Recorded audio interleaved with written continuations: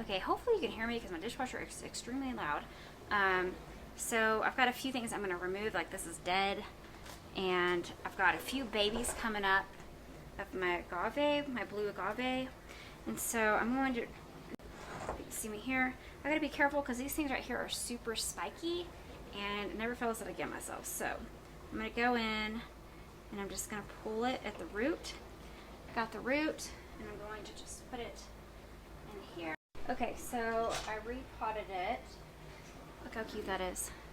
So I'm gonna put it in my little window here that I have that is like amazing for Colorado since you can't put a plant out there or die in the cold. So got that one done. Okay, so I wanted to show you another plant that I have. Absolutely beautiful.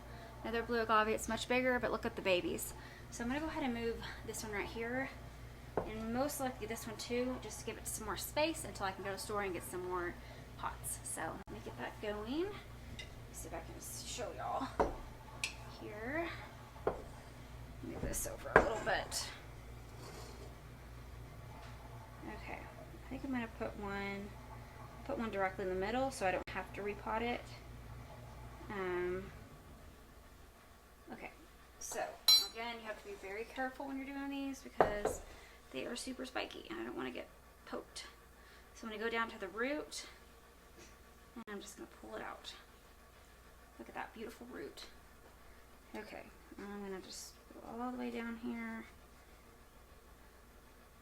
and bury it. Okay, so I wanted to show you what I did. Went ahead and moved two more babies over here since I have a little bit more room, but look how pretty those are. Beautiful.